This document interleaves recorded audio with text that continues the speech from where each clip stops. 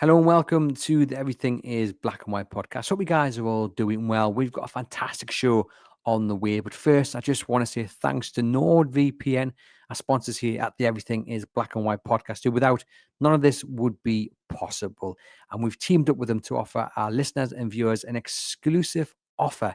You can click the link in the podcast description box or go to nordvpn.com/tune to sign up and save your pennies on a plan. It is well worth your time to sign up. You are secure, you are safe, and you're supporting the podcast. Why sign up? I hear you ask. Well, there are a host of benefits. For me, it is the value for money because one subscription can be used across 10 devices. That's your work phone, your personal phone, your tablet, what have you. 10 devices, one subscription. I mean, that is the definition of value for money.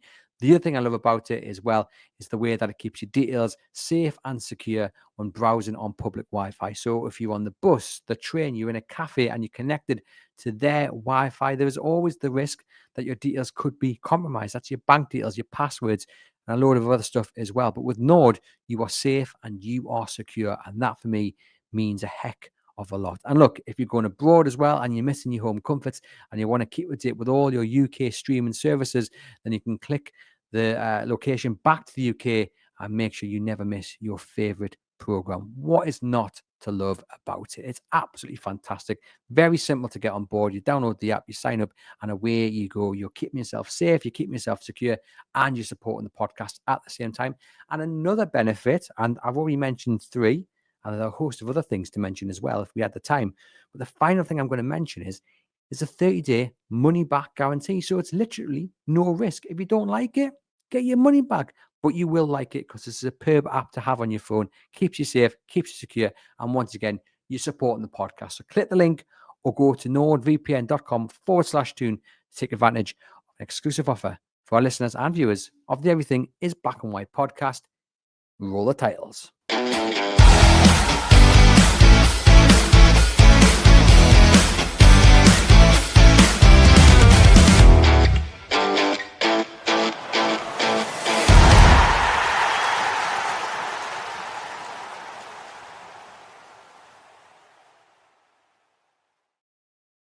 Hello and welcome to the Everything is Black and White podcast. Time for another episode of the Milner and Musgrove show with me, Andrew Musgrove, and him, Sam Milner. Plenty to talk about in today's episode. Sam wants to vent a little bit after Newcastle's 3-2 defeat to Liverpool in the opening game of the home campaign. We'll also, of course, talk about transfers and Newcastle's chase for Strand Larsen of Wolves. Sam, welcome back to the podcast. How are you keeping? You well?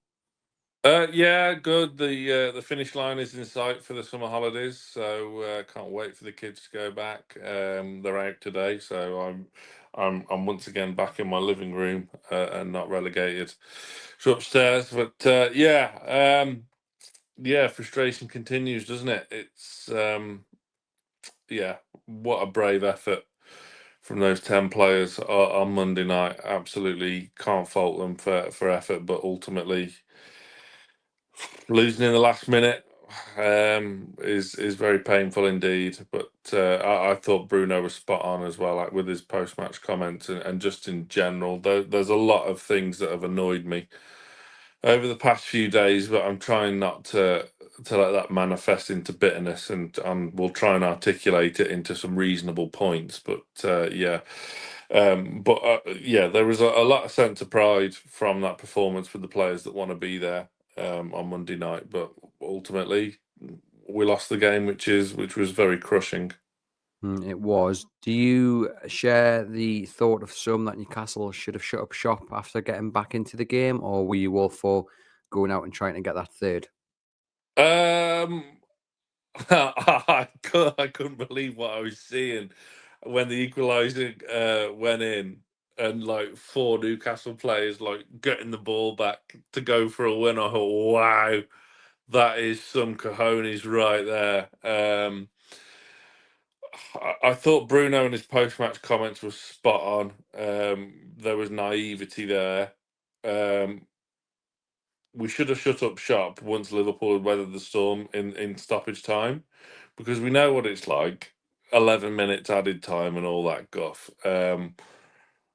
And the defending for their winner, I thought that's what Bruno was alluding to. That's certainly the way I interpreted it. That Asula and Alanga didn't track back. I mean, Alanga ran his boots off. I mean, Asula looked dead on his feet as well, but obviously came on as a late substitute, got the equaliser, but I thought he could have done more to track back, to be honest. And that's what proved costly. And I think that's what Bruno was alluding to. I think he's spot on. You've got to be smarter in those situations. And we weren't. And 100th minute once again, it always seems to be Liverpool, doesn't it? That this happens against. What an underdog story they are, but yeah, it was gutting. But again, you can't fault the commitment, the drive, the passion. Yeah, it was gutting. Yeah, it was gutting, but it was a performance, as I said on the Monday show, full of heart and desire and commitment. So gives me enough optimism and positivity that Newcastle United are going to be all right this season, as long as but if we got points for that, then we'd be at the top of the league. But we would. But it's early on in the season that you can kind of get past the drop points and you can take the positives. I think it is. I mean, obviously, you want to win that game. At the very least, you want to get a point. But losing it isn't the worst thing in the world because the campaign's just started and it's all about building up momentum. And obviously, winning helps that a huge deal more than losing does. But I think given everything that's gone on and off the pitch, Anthony Gordon's red card and what have you, I do think there was enough there to come out and be positive and optimistic about what's to come. Leeds next on the horizon. I think Newcastle totally collapsed and lost 4-5-1. Then we'd be feeling a lot worse about it. But as it is, I'm not feeling bad about it at all. I'm looking at the positives. Good. I take your point, but you've got to be relentless in the Premier League, and the fact is that we should be 5 points better off than what we are because we've got a player that doesn't want to come to work. I'd love to know where his wages are going. We haven't replaced the other striker, which is the club's fault. We haven't replaced Callum Wilson. That is so. There is proportionate blame on so many parties, not just Isak, but on the club itself. The recruitment this summer has been very, very slow, and it remains to be seen. The only one that I'm completely sold on is Jacob Ramsey. The others very much to be proven. Great to see Ramsey. I thought Ramsey did really well when he came on. Be interested to see if Chow plays on Saturday after he came on when Cher came off injured, along with Tonali and Joe Linton, who were just, oh God, they were good. Along with Bruno as well, just behemoths in that midfield.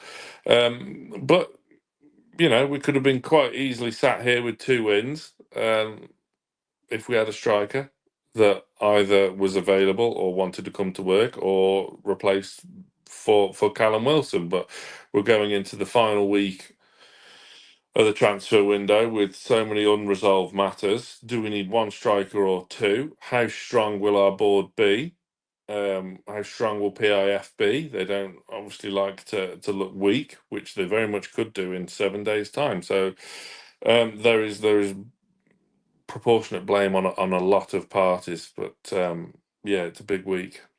But everything that you've spoken about, I'm not denying is right and true, but that leads more into the point that I'm making, that everything that's gone on for Newcastle to put in a performance like that, I think there is cause to be optimistic and positive. And now it does depend on getting a striker in, as you were mentioning at this time of recording. Strand Larsen is the man that Newcastle United are now focusing on. It's understood that it won't be Strand Larsen and Yoane Wissa, who of course is the other man they've chased all summer.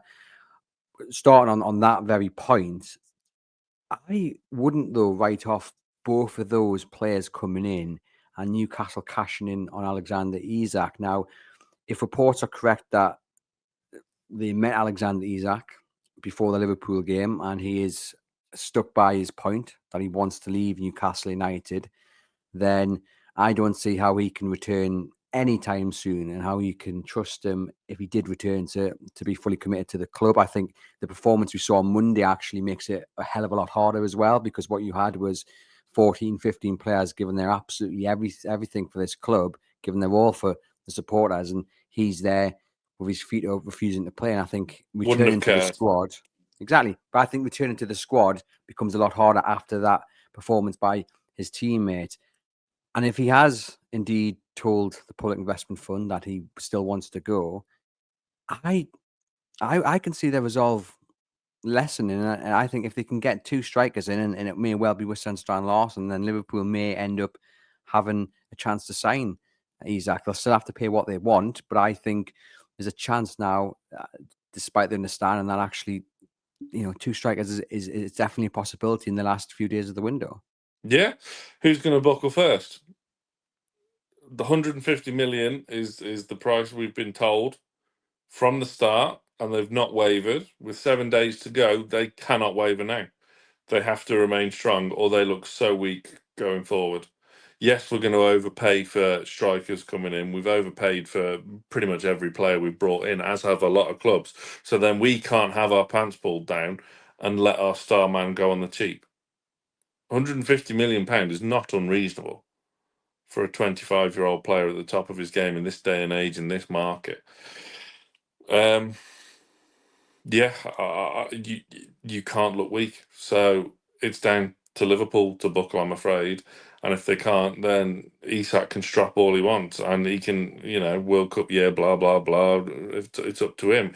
He will. Right, we're obviously going to sign Strand Larsen or someone of that ilk. So Isak, if he does stay, he's no longer first choice, because you have got a long road to crawl through, a whole big river of brown stuff to come through before you even entertain getting back on the field. So the only games he's going to play in the foreseeable are going to be for Sweden in the qualifiers, you would think.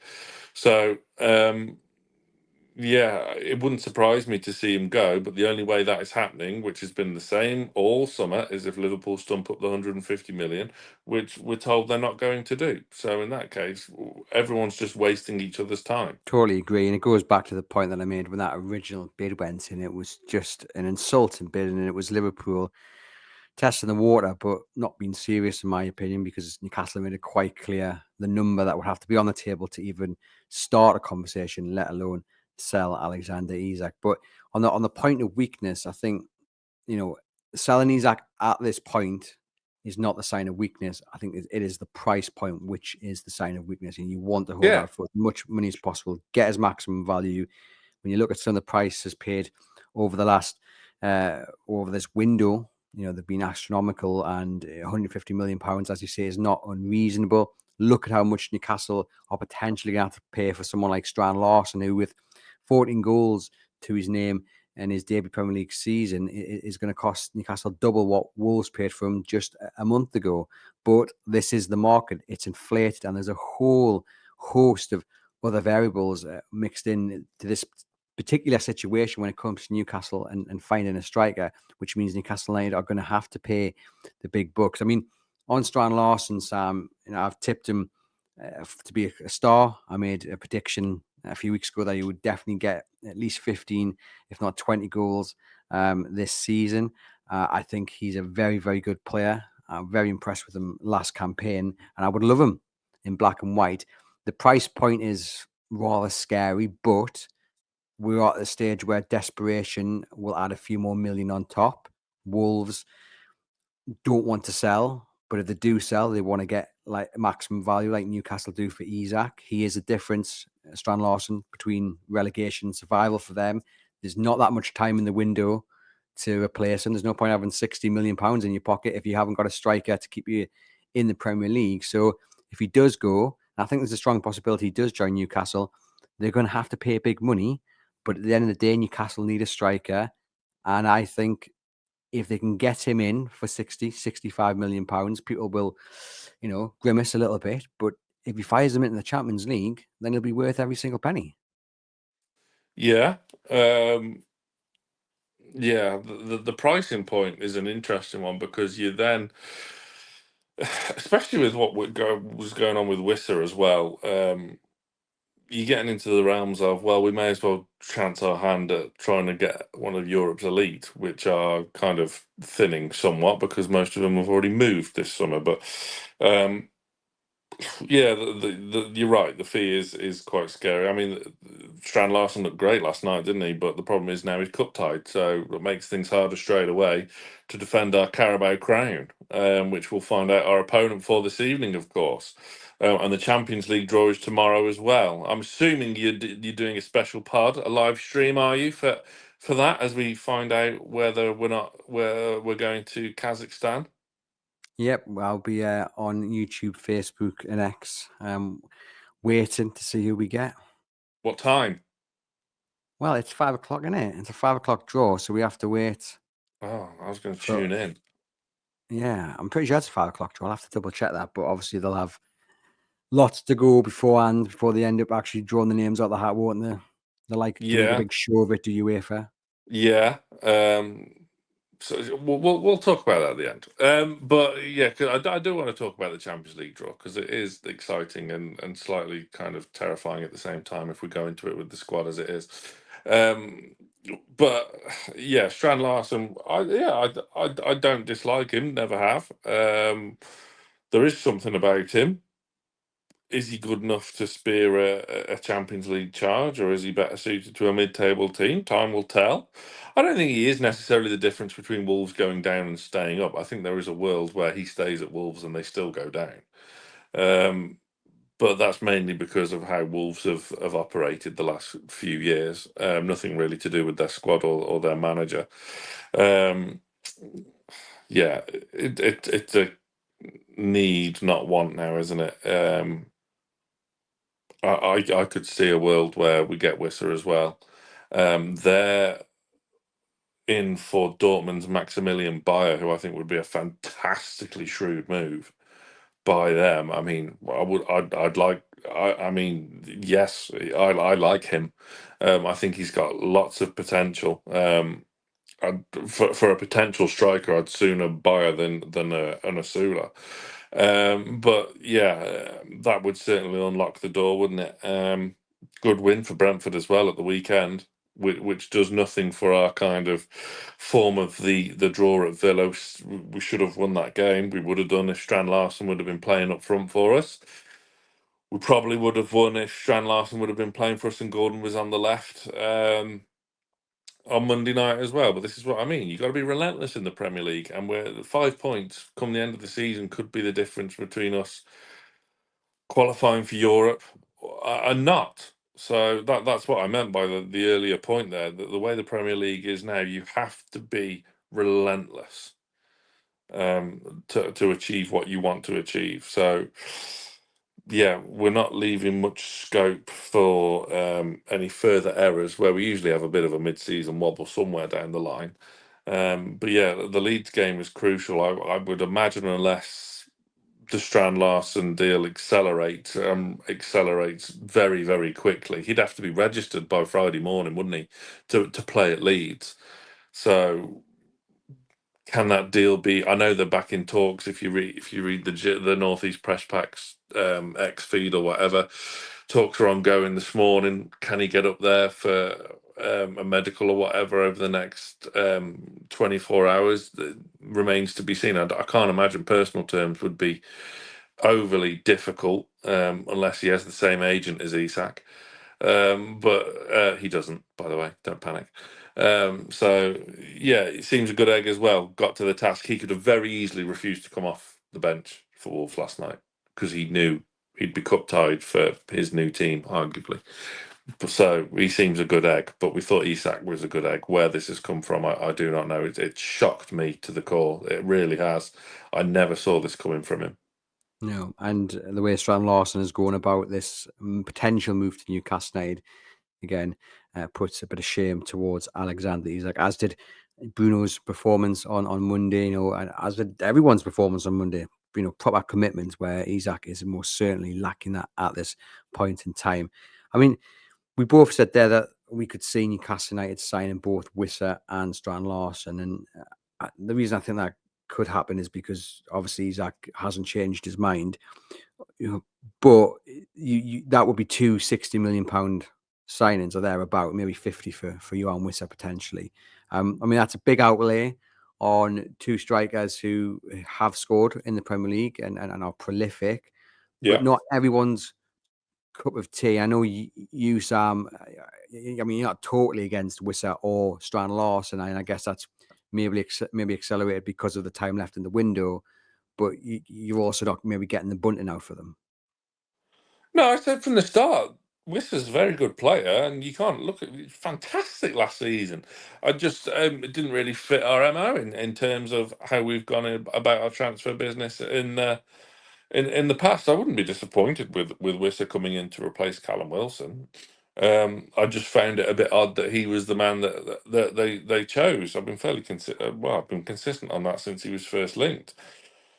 Yeah, no, I wouldn't be saying it's an absolute worldy signing, but to replace the outgoing Isak, because it is just a matter of time that he will go eventually. Um, it's a difficult one. You've got two capable strikers which aren't as good, but there'll be a shift in place somewhat. Strand Larsen's stronger in the air than Isak. That's probably where his only attribute is better than Isak's. I mean, there's a side to this that's just heartbreaking as well. We should have been going into this summer, Isak taking the number 9, signing a new deal, really pushing on where we become title contenders. That hasn't happened. We've made a total pig's ear of this summer window. Howe himself wanted deals done early. That hasn't happened in any way, shape, or form, whatever way you picture it. And this was before the old Isak saga where he's just let himself down. I mean, if you're Liverpool, what must you be honestly thinking? Because there is a chance that in a year or two he has a couple of good seasons at Liverpool, wins the Premier League, whatever. Barcelona come a knocking. Do you really think he wouldn't do the same to them? Really think he wouldn't do the same to them? I guess Liverpool fans would argue if they do stumble across this, which they have been doing in recent weeks, they would organise it and just let him go amicably. But Yeah, I'm not well, quite we sure I saw that believe with that. their right back, didn't we? Yes, indeed. I mean, it's interesting, isn't it? You mentioned there about the summer not quite going to plan, but I think the Isak saga aside, Newcastle have pretty much replaced or added in every position they needed to, but Yeah. the second striker. And that's the other big frustration, isn't it? You know, if we were going into this final week needing just one striker with all of the rest of the business done, you'd be pretty pleased, I think. But Newcastle are going in potentially needing two, and that is maybe where the worry is, whether they can even get one over the line, let alone the two. But fingers crossed they can do, because they certainly can't go into the rest of the season with the window shut and not having an out and out striker, because Gordon looked good in the first half against Liverpool, but he's not the answer. Sula, definitely not the answer. As I said on the Monday show, we saw the best and worst of him. Although, as you said, if the Strand Larsen deal doesn't get done, he will most likely start against Leeds, and if he doesn't, then that is the biggest nod that can ever be given from Eddie Howe, that he doesn't think the lad is ready by any stretch of the imagination. So, Well, he there's wanted so him. many. He did want him, but again, it might have been one of those where you think, well, we haven't got too much money to spend. It's someone, it's a body, because obviously the summer before this one was even worse than this one wasn't. And again, like, I think the summer has been okay. Yes, we'd like to get people through the door a little bit earlier, but the players have brought in, I'm happy with. If they can add the striker, hopefully two, and get Isak out the door, then I think You're we'd selling be happy. yourself short there. You must be absolutely delighted. You've got well, it looks like you're going to get your first choice players in more than one position. Yeah, I'm really happy. I think Anthony Langa is only going to get better. I know you've not been too Good. impressed with the first two games that he's had, but He was I'm better against Liverpool than he was against Villa. I don't think he was very good against Villa I, whatsoever, but I he didn't have still any needs to issue. improve. Didn't have any issue with his performance against Villa at all. I don't really understand where the criticism came from.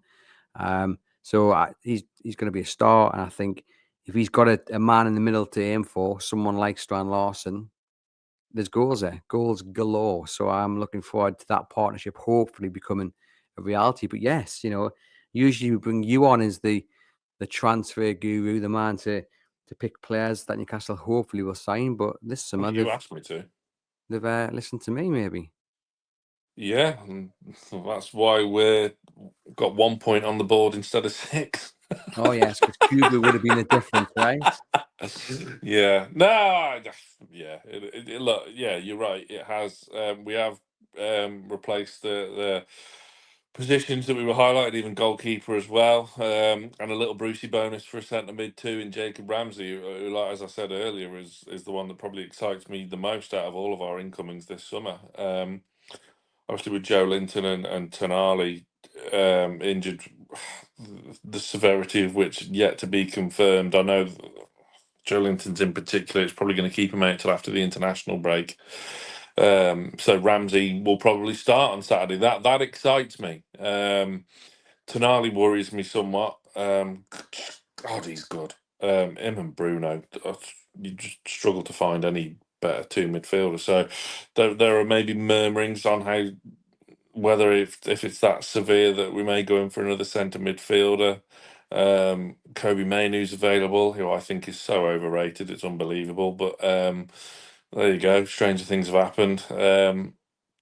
But yeah, the strikers are obviously where we've let ourselves down this summer. Because I mean, it's not just the fault of the club. Obviously, players have had their head turned. These we've gone over this so many times because of PSR and whatnot. These big teams can just sign players to stop other teams getting them. Delap, Pedro, whatever.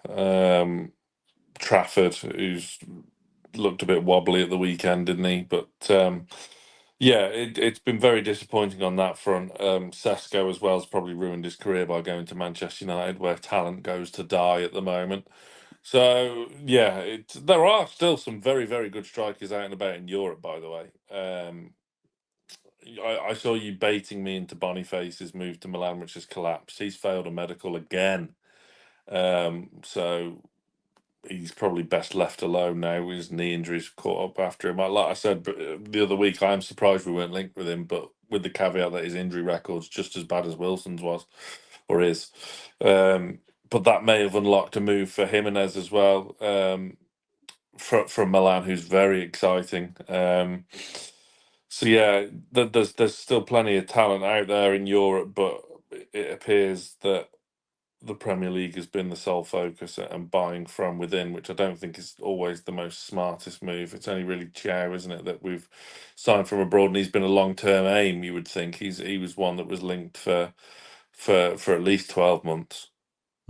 Yeah, I mean, this morning Italian press report that Newcastle are considering a move for Dovbyk from Roma. So reportedly, a loan move is what is wanted by Newcastle United. Now, I have to say the Italian press don't have the best of records when it comes to transfer Say that stories. 12 goals last season for Roma, 24 for Girona the season before is 28. I mean, obviously you watch a lot of European football. Sam, is he someone that would tempt your fancy? No, don't know a lot about him, so I'm not gonna sit here and try and BS you. I have the players that I watch and kind of think he's not come across my telemetry to make me think that he's one for the future. I don't know much about him. Ukrainian international. I mean, a loan deal maybe wouldn't be the worst thing in the world if indeed they do need to get a second striker in, but that's not something Newcastle United tend to do. And I'm a little bit surprised actually on your comments there on Mainoo. I thought you might be all over that. No, never fancied him. Interesting. I thought you would have jumped at the chance. I mean, he was in Miley's back pocket when we played him. Was it last season or season before last? And he just hasn't kicked on and done anything. How he got his England cap, I'll never know. Yeah, it doesn't do anything for me, I'm afraid. Oh, there we go. And why would Kobe Mainoo want to go from the bench to his hometown, his boyhood club, to come and sit on ours? Well, very true. I suppose if he did end up in Newcastle, it'd be some sort of promise about first team football. But then you've got arguably the best midfield three in front of you, so that's never going to happen. Come on, then. You want to talk about the Champions League to sign off. I mean, obviously we're all buzzing for the draw. Would be a little bit more excited if Newcastle had a striker or two in their squad list, but nonetheless, can't wait to see who we're going to end up with in this obviously revamped Champions League, playing in this new system for the first time. Who are you after? Who do you think we're going to get? What away days do you want? It's a balance, isn't it? Obviously, we can't face any England teams in the group stage, so a lot of is it pot 1 or pot A? How do they do it? Is it letters or numbers? You must have them in front of you because you've got a computer on you. I'll be honest, I don't know. So either way, we can't face any of the English teams rather. So that certainly limits the big boys that we can face. It could be PSG and Dortmund again, which would be. I mean, I'd go back to Dortmund tomorrow, and I will do eventually for a Bundesliga game. I absolutely loved going to Dortmund. But you kind of want to experience something slightly different, maybe a Bayern Munich, Real Madrid, Barcelona. What's the situation with the Nou Camp? Is that back open yet? Because I've no desire to get to Barcelona to play in the Athletic Stadium again. I think it is. I'm sure it is. Although again, I could be wrong. I don't really keep up to date with all these things. But just on the draw, 27 teams, and the teams are split into 4 pots based on their individual UEFA club coefficient ranking. Starting with pot 1, each team will be drawn out individually. They will then be selected 8 opponents via the automated software. A team will play 8 times in total, including 2 teams from each pot, Yeah. 1 home and 1 away. As you mentioned, you can't play a team against who's from the same country, and you can't play more than 2 matches against teams from another country, such as Italy, for example. The procedure will continue until the fixtures for all 36 teams have been decided, and then dates and kickoff times will be published no later than Saturday, the 30th of August. And it is a 5 o'clock kickoff for that draw on Thursday. Lovely. Yeah, obviously we're in pot 4, the lowest of the pots due to our poor coefficient. Obviously, we were in the Champions League there a couple of seasons ago, as we all well know, but didn't get out of the group stage when we really should have done in the end. If only Miggy had a right foot. Yeah, it's gonna be tough. But if we do get 2 strikers that want to play for us in, then we can maybe balance things a little bit better this time around, because obviously there's added two extra games we've got to play in the group stage.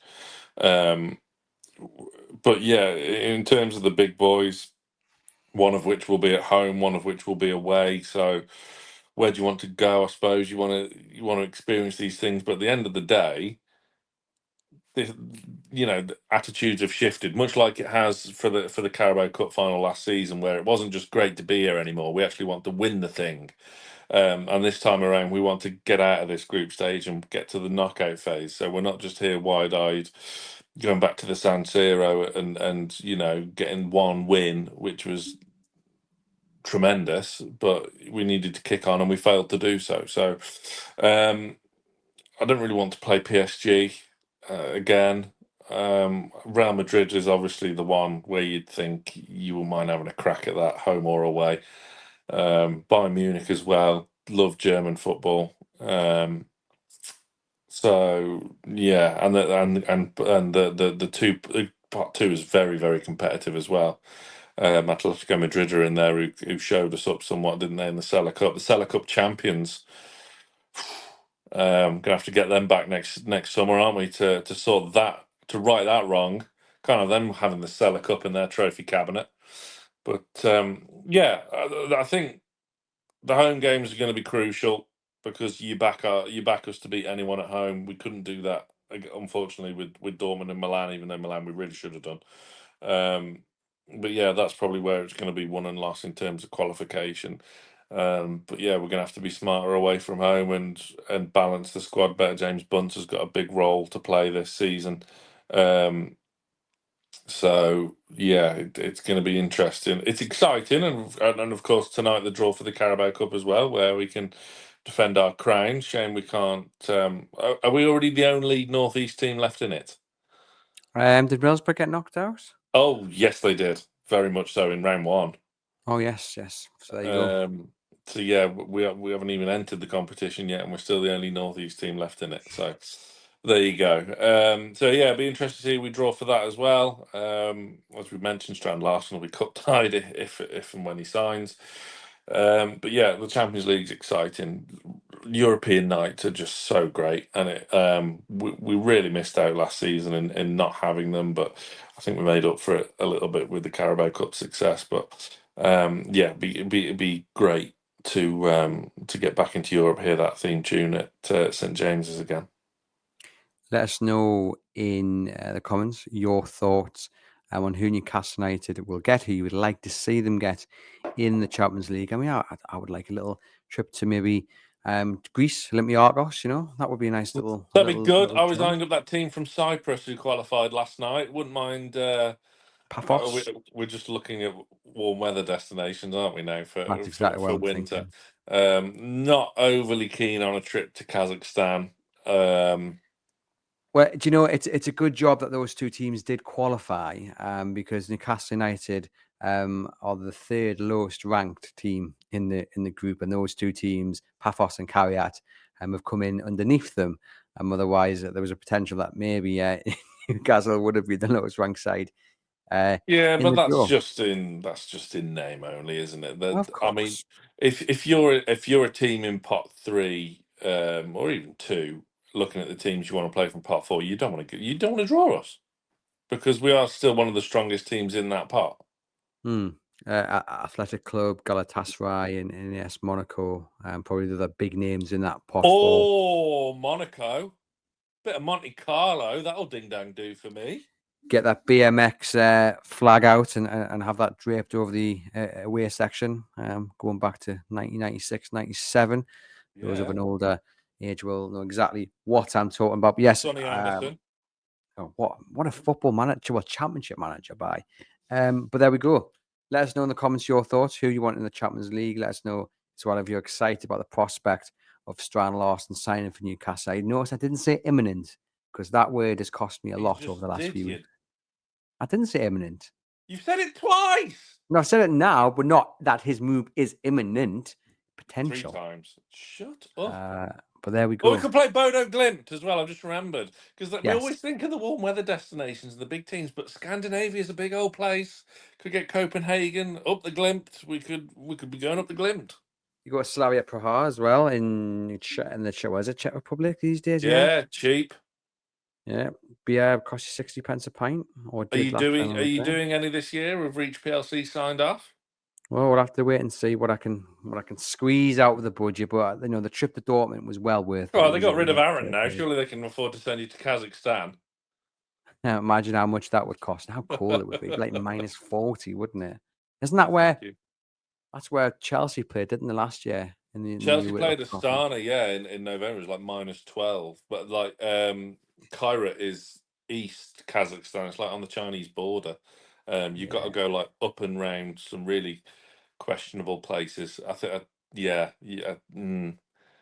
Not for me, but The what route is tricky. Let's put it that way. what a story, though, right? What a story to have them in the Champions League. Yeah, good for them. Quite Good on underdog them. story. But yeah, hit thumbs up, hit subscribe, get into the comments. Remember to click the link for your discounted offer on your NORD VPN plan. No risk with a 30-day money back guarantee. And myself and Sam will see you guys next week.